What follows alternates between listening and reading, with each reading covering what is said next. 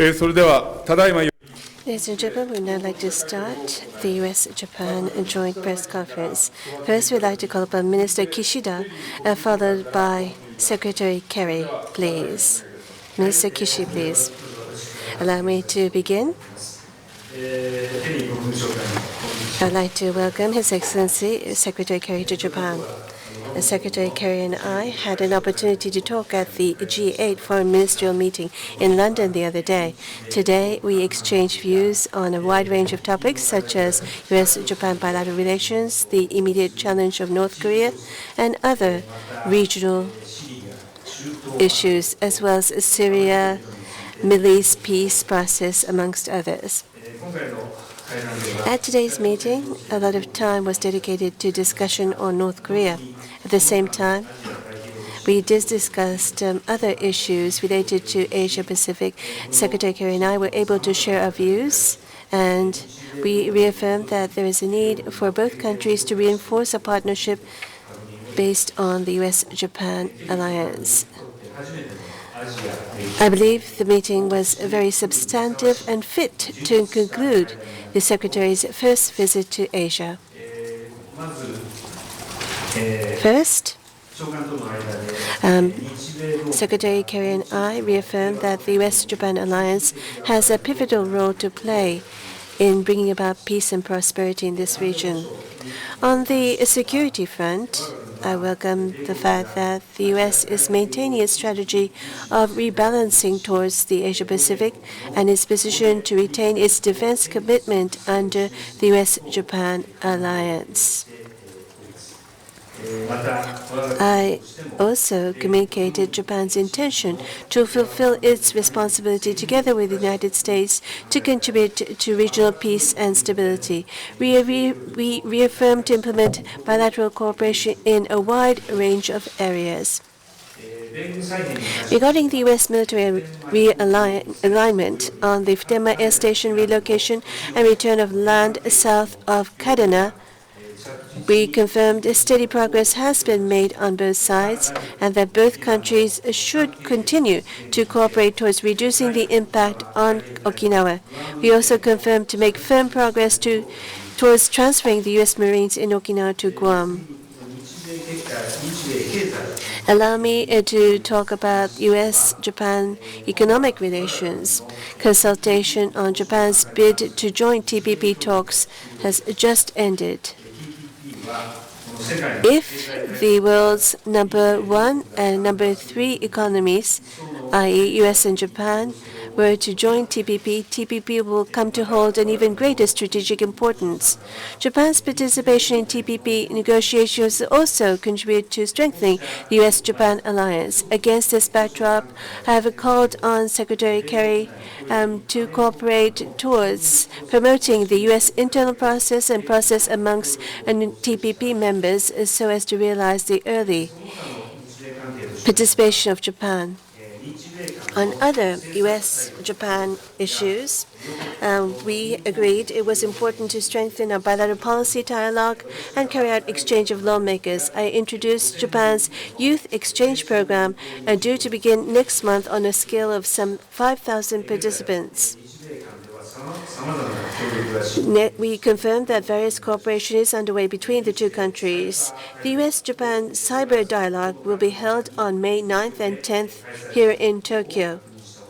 And we confirmed that both countries should aim to sign and conclude the bilateral agreement on space situational awareness, SSA cooperation, at an early date. Regarding the Asia-Pacific, first on North Korea, following our discussion in London, we were able to have in-depth exchange of views on this topic. We agreed North Korea must immediately stop its provocative speech and behavior and show it is taking specific action towards denuclearization. We cannot in any way allow North Korea to possess nuclear weapons. We agreed that countries must ensure that measures need to be taken, and we also said that construction discussion on steps to stop North Korea's nuclear program is needed, and U.S.-Japan senior officials will hold consultations shortly. Furthermore, we agreed that it is important for U.S., Japan, South Korea to deepen collaboration. From my side, I thank Secretary Kerry for his interest on the abduction issue, and I express my hope that U.S. will continue to show understanding and support towards this subject. Also, on China, we discussed the Senkaku issue and other issues. Japan-China relations are one of the most important relations for Japan, but I explained that Japan cannot concede on issues related to sovereignty. I stated Japan is calling on China to reaffirm a mutually beneficial relationship based on common strategic interest, and I explained Japan's door is always open to dialogue. And also on global issues, the Middle East peace talks, in particular economic support towards Palestine, and also the support towards Jordan vis-à-vis the situation in Syria needs to be taken. We were able to reaffirm this point that we would cooperate towards this end. And another global issue regarding climate change, we agreed to cooperate based on the pillars of UN-led negotiations on building the future framework, and 2, low carbon growth, realization and penetration, and 3, a society resilient towards climate change, including adaptive capability and disaster mitigation. We agreed that based on these 3 pillars, we will carry out cooperation regarding climate change. We agreed upon this point, and the details are given in the fact sheet to be distributed later.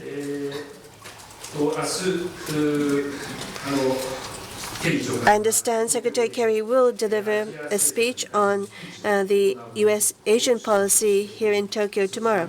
I'm looking forward to his speech.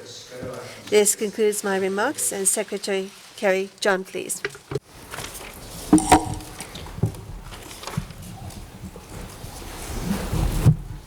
Thank you very much, Foreign Minister Kishida. I really appreciate very, very much your welcome.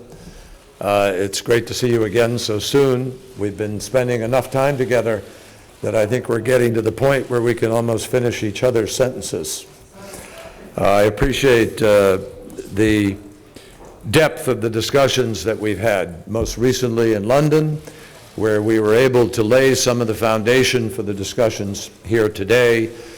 And today, as you have just announced to everybody, we've really covered a very broad number of subjects.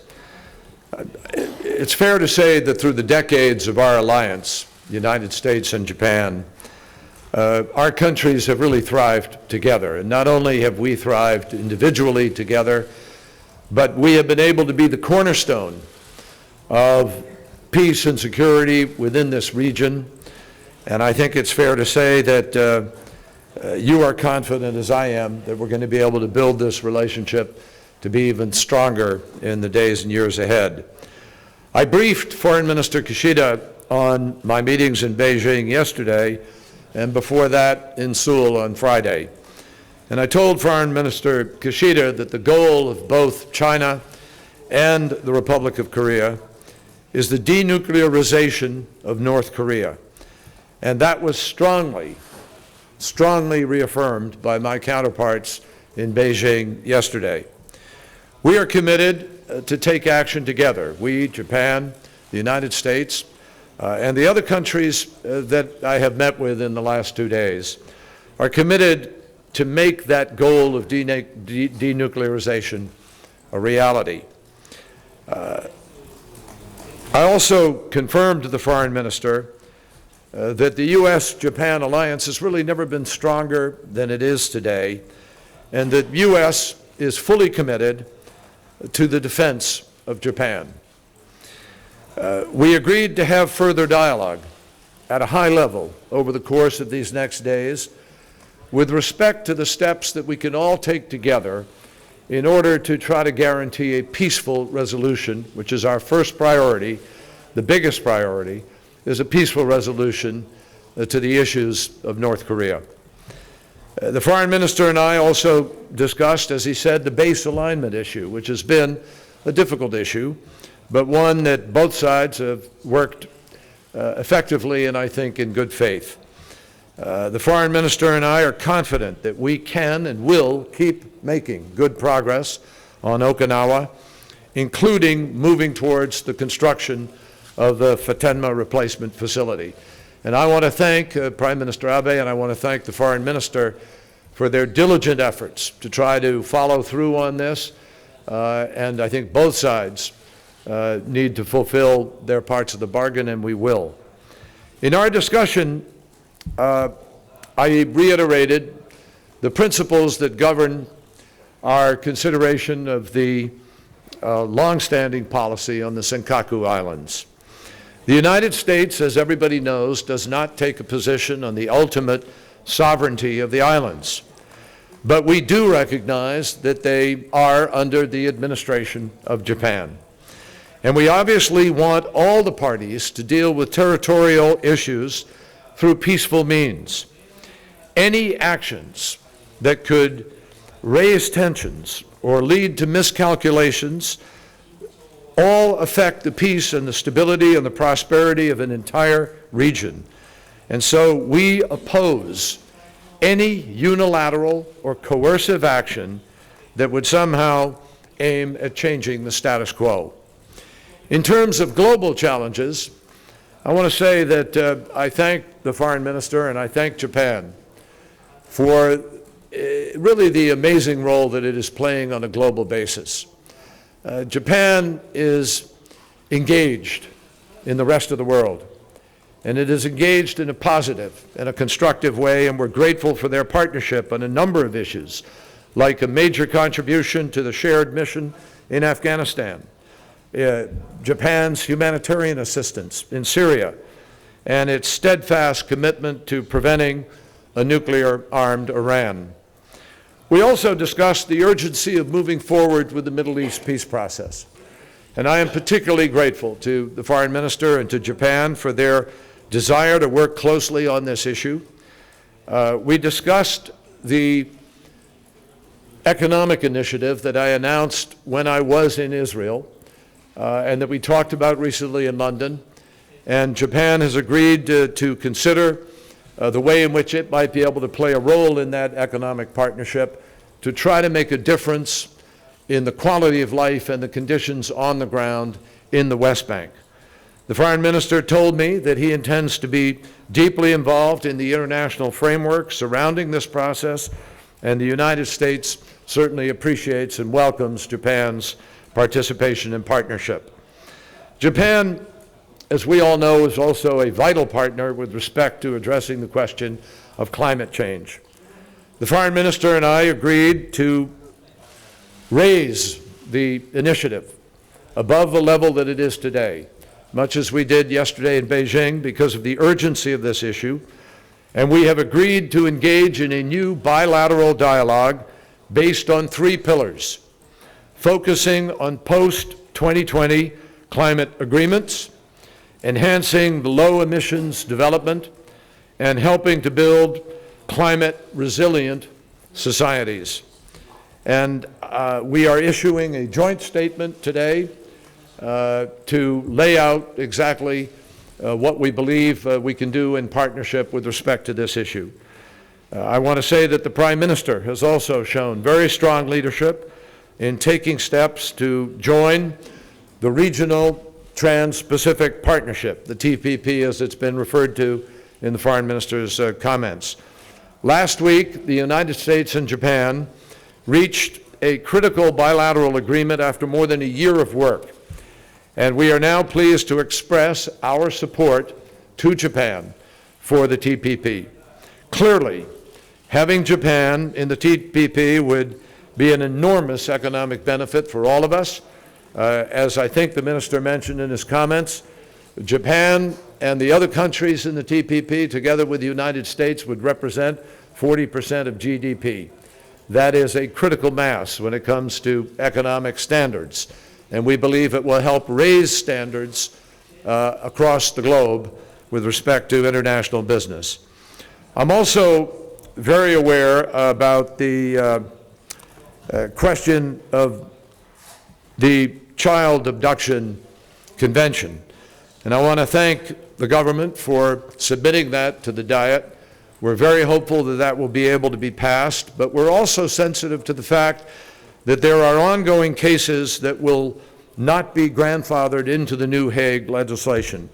And I want to emphasize to the Foreign Minister that the United States is ready to assist in helping to get those cases resolved. Finally, I am pleased to join with the Foreign Minister in announcing that for the first time ever between Japan and the United States, we are going to enter into a high-level and urgent dialogue between our countries that will take place here on May 9th and 10th with respect to cyber security. As I have said previously, there isn't one aspect of life today for anybody in the world, or most people in the world, I should say, that isn't affected by cyber engagement. And whether it's public transportation, air traffic systems, buses, trains, or water systems, or security systems, communications, particularly banking and financial transactions, every aspect of life is affected by this. And we need, needless to say, to live by the highest standards with rules of the road that everybody comprehends and with security that guarantees the safety of all of those systems together. So our countries are already working closely on these issues, but this is going to provide a gathering where we have a better opportunity to flesh out what the challenges are ahead. So once again, Mr. Minister, thank you very, very much. I look forward to meeting with the Prime Minister tomorrow, and I'm grateful for the opportunity to be back here in Japan, in Tokyo, where I've been before, but never as Secretary of State, and I'm delighted to be able to be here in a great working partnership with the Foreign Minister. Thank you. Thank you. 大臣長官、ありがとうございました。それでは、Thank you very much indeed. Now we'd like to proceed to questions and answers. Those of you with questions, please raise your hand and wait until you're appointed. Those people who are appointed, please approach the microphone and state your name and affiliation before asking your question. We'd like to start with the Japanese press, followed by the press accompanying the U.S. delegation. We'll have 2 rounds. Let us begin with the Japanese press. Mr. Kikuchi. My name is Kikuchi from NTV. I'd like to ask the 2 ministers, Secretary. North Korea is escalating in terms of its provocative action. And I understand that the U.S. and Japan governments will cooperate, but please explain in specific terms how the 2 countries will cooperate. And also, is it possible to deter North Korea? I'd like to hear your outlook on this. And we also understand that North Korea has called on North Korea to engage in dialogue. What is your take on this approach being taken by South Korea? Allow me to begin.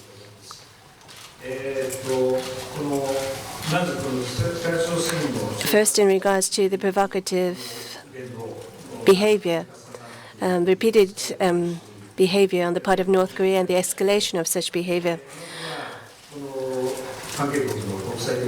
I'd like to say that it's important that countries related need to take international collaborative action. And through various opportunities, we have been sending out strong messages towards North Korea, and we have to continue to do so and strengthen our collaboration towards approaching North Korea. And in addition to this, Japan and U.S. and South Korea need to further deepen our collaboration, and we have to consider the framework to enable this to happen. Furthermore,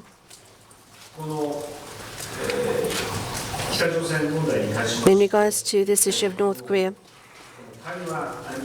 and in regards to dialogue, it is true that various discussions are underway, as you've mentioned.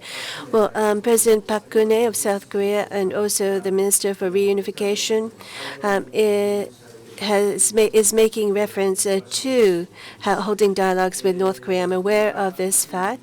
And also Secretary Kerry has stated that the U.S. is prepared to enter into talks, but only if North Korea takes steps towards denuclearization. Well, Japan's position has continued to be the same. Based on the Japan-North Korea Pyongyang Declaration, we demand comprehensive resolution of the abduction, nuclear, and missile issues. There is a need for such comprehensive resolution. And for this purpose, Japan has been taking and will continue to take a dialogue and pressure policy. Japan has not closed its door towards dialogue with North Korea for the sake of resolving this issue. And for this reason, North Korea must show that it is truly working towards resolving this issue with good faith. Japan wants to collaborate with the United States, South Korea, and other countries so that we can ensure that the obligations under the UN Security Council resolutions and six-party talks, joint statements are fulfilled by North Korea, and that North Korea behave with integrity and abide by these resolutions and joint statement in full. North Korea must take action to prove that it has changed its position, and we would like to call upon North Korea to choose the road of engaging positively with the international community. I think that the Foreign Minister has well answered the question of what might be expected, but let me try to put this, if I can, into a broader context, perhaps. I think that what happened yesterday should not be underestimated and is not a small event in the context of life between China and North Korea, and indeed its relationship to the Korean Peninsula. State Councilor Yang Jie-shur sat with me and joined with me in making a strong statement about China's commitment to denuclearization through, it hopes, obviously peaceful means. Likewise, a joint statement was issued through the government after my meetings with President Xi and with Premier Li, both of whom confirmed China's commitment to the denuclearization of the peninsula. In South Korea, obviously in Korea, in the Republic of Korea, a similar declaration was made, but we understand that would be expected. But Japan has now joined in the very clearest of terms. So what you have, in addition to that, is a China that made it very clear that we can't simply have a rhetorical policy. And I agree with China. So the question is, what steps do you take now in order to make sure that we are not simply repeating the cycle of the last years? Nobody wants to go there.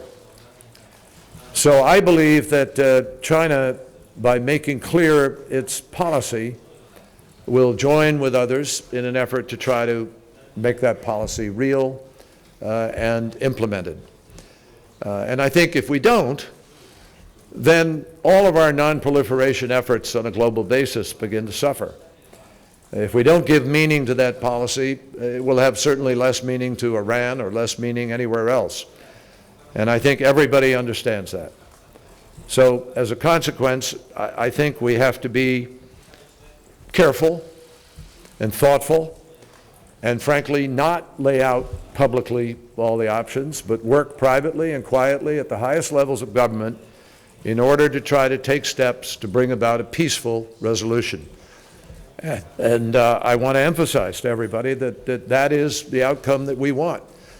So, excuse me, hopefully North Korea will hear our words and recognize that for the future of its people and for the future stability in the region as well as on the peninsula itself, there is a clear course of action that they are invited to take, and they will find in us ready partners to negotiate in good faith to resolve this issue.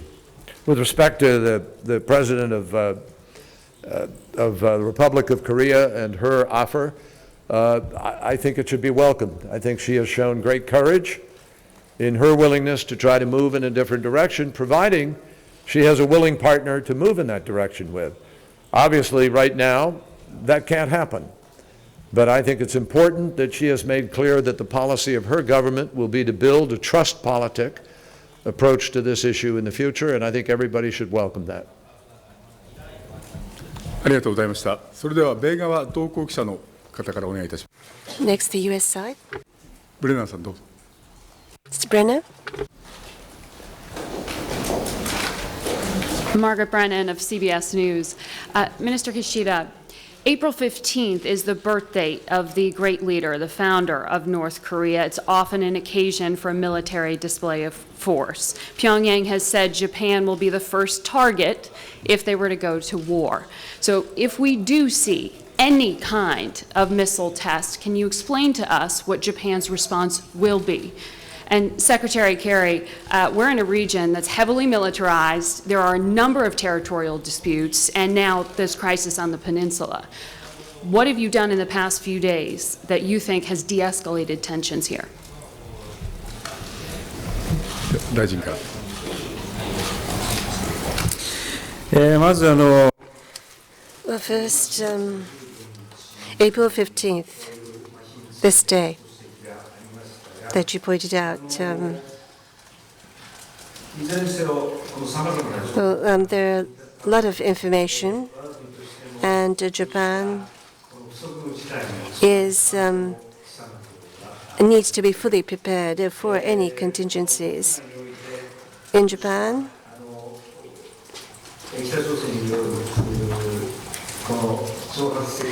this provocative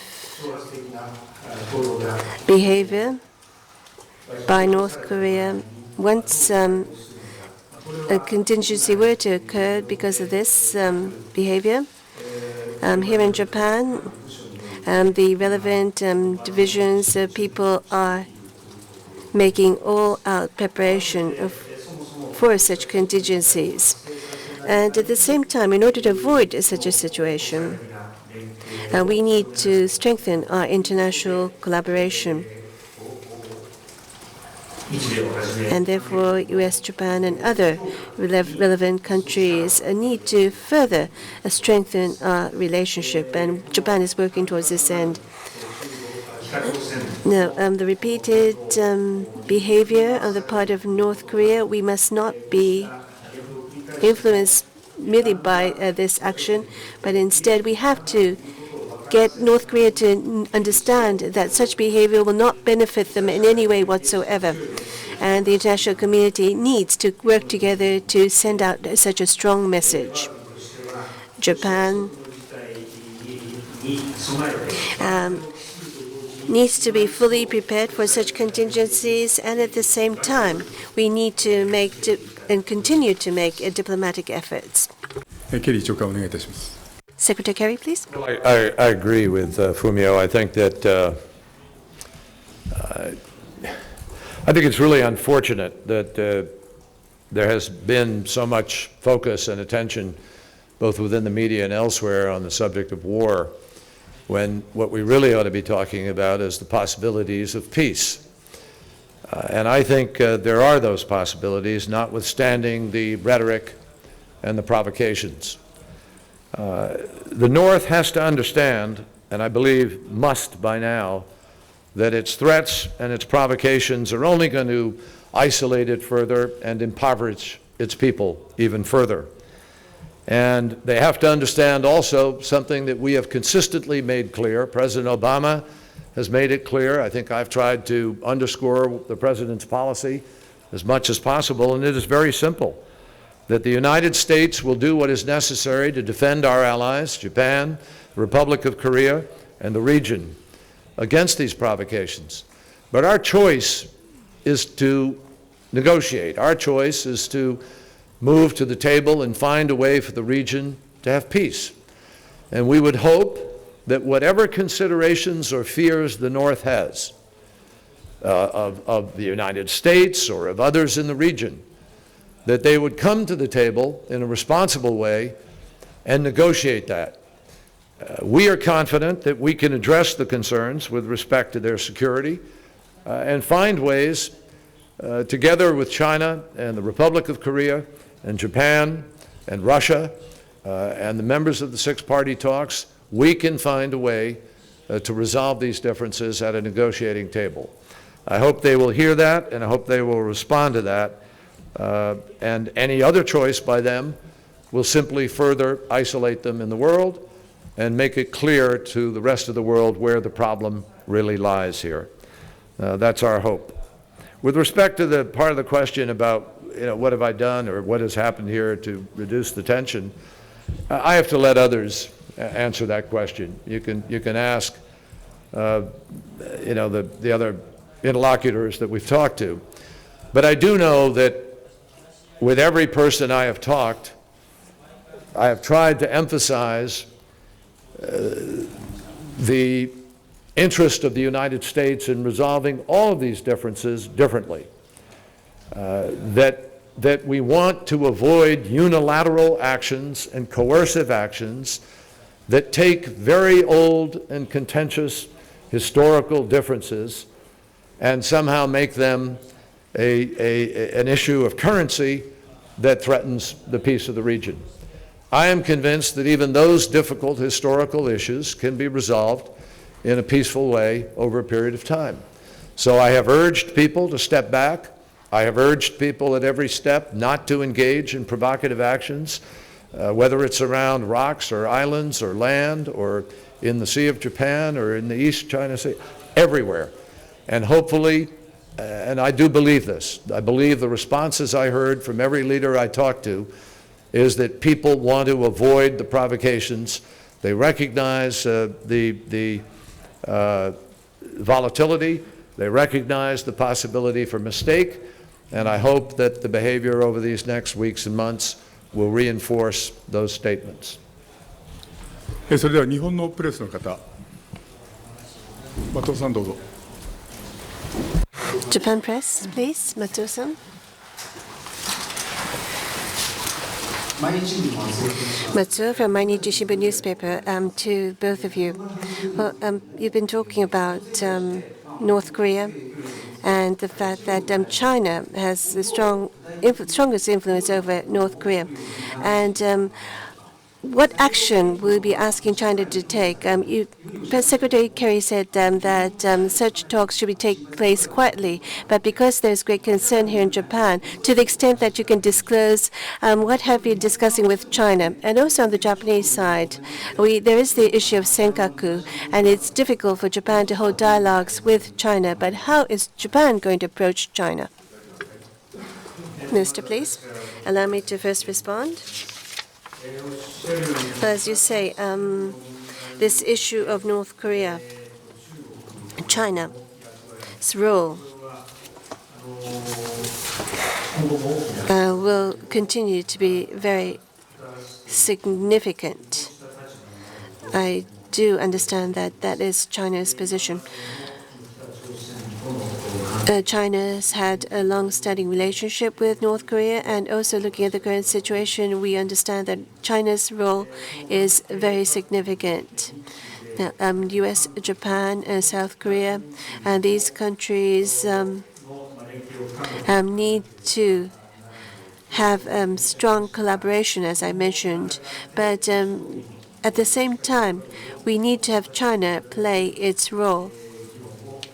And we need to hold discussions to enable this to happen. And about Senkaku, what was the second part of your question? Sorry, could you repeat? Japan, and because of Senkaku, Japan is finding it difficult to hold dialogue with China. But how will Japan be approaching China? Well, yes, as you say, with China, we do have this difficult issue between us. But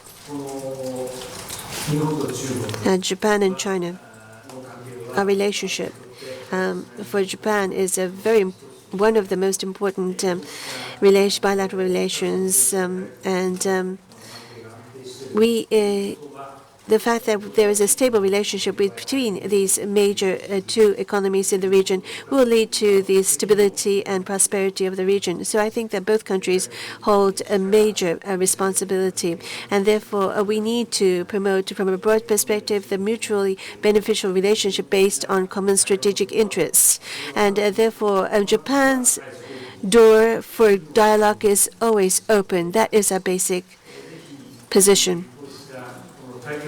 I hope that such dialogue can be realized. We on our side will make every effort towards this end, and we would like to also see that the relevant countries understand Japan's position and support Japan as well. 長官お願いいたします。 Secretary Kerry, please. As I said previously, we had very, very extensive and candid conversations at the highest level in China. And China, as everybody knows, has a very long and close relationship with North Korea. But it is fair to say from their statements yesterday that China is very concerned about where the situation is today. It would be entirely inappropriate for me to lay out to you any of those options, particularly since they are under consideration and in discussion. And it really is important for China to speak for China, obviously. And so I'm going to just say to you that there's no question in my mind that China is concerned and takes this issue very seriously. And we will continue our high-level discussions in the days ahead. それでは最後に米側同行プレスの方、テイラーさんお願いします。 Last but not least, Mr. Taylor from the U.S. side. Yes, my name is Guy Taylor of the Washington Times. My question is first for Foreign Minister Kishida concerning the escalated tensions on the Korean Peninsula now, but also in the long term. Does Japan feel sufficiently protected against the threat posed by North Korea in light of the remarks made in Beijing yesterday by both the Chinese and U.S. sides, but also in light of the possibility that the United States may reduce its military footprint in the region? And for Secretary Kerry, could you please clarify what you meant or elaborate on your comment yesterday that if the threat from North Korea, is not there, then the U.S. does not need a forward-leaning military posture? Thank you. 大臣お願いします。まず Minister, please. Yes. Well, if I were to respond to your question first, the United States will continue to maintain its strategy towards its rebalancing towards the Asia-Pacific, and the fact that the U.S. will continue to maintain its defense capability in this region based on the alliance is something that we were able to reaffirm in today's talks, and that is our understanding of the U.S. position. Now, this issue pertaining to North Korea, the provocative speech and behavior, the situation has become very uncertain because of the repetition of such speech and behavior. But we need to continue to reaffirm the U.S.-Japan alliance and understand what role each country needs to carry out, the roles to be fulfilled by both sides, and also what the alliance needs to do. And by implementing what we have agreed, we believe that we can protect the peace and stability of this region. I think that we need to try to carry out this effort. So by carrying out such effort, for sure, we will be able to peacefully pave the way towards peacefully resolving this issue. And with this confidence, we would like to continue to make efforts. 長官お願いいたします。 Secretary Kerry, please. Let me emphasize that President Obama is committed to the current force posture that is deployed in the region which was augmented, as you know, with the rebalancing, as well as to our general commitments to the region. And there's no discussion that I know of to change that posture whatsoever. We stand by our commitments. We stand by our commitment to Japan, our allies, as well as to our interests in the region with respect to freedom of navigation and other treaty alliances that we have, and there's no discussion of changing that. Nor was there any discussion of trading or somehow getting involved in a deal with respect to the augmented posture in direct response to what has happened in Korea. I made the statement, and I'll make it again because it's a matter of logic and it is in fact policy. The President of the United States deployed some additional missile defense capacity precisely because of the threat of North Korea. And it is logical that if the threat of North Korea disappears because the peninsula denuclearizes, then obviously that threat no longer mandates that kind of posture. But there have been no agreements, no discussions. There's nothing actually on the table with respect to that. I was simply making an observation about the rationale for that particular deployment, which is to protect the United States interests that are directly threatened by North Korea, specifically Guam, Hawaii, possibly at some point, given the direction Kim Jong-un has indicated he wants to go, the continental United States, and very much our current allies, the Republic of Korea, Japan, and others in this region. And that is the reason for the deployment. どうもありがとうございました。それでは Thank you very much. And with this, we'd like to conclude the press conference. The Minister and Secretary will be leaving the room, and we'd like to ask everyone to remain in their seats. Thank you for your attendance. Thank you. Another one. We keep doing these, couldn't we? Thank you. I'll go this way. Thanks.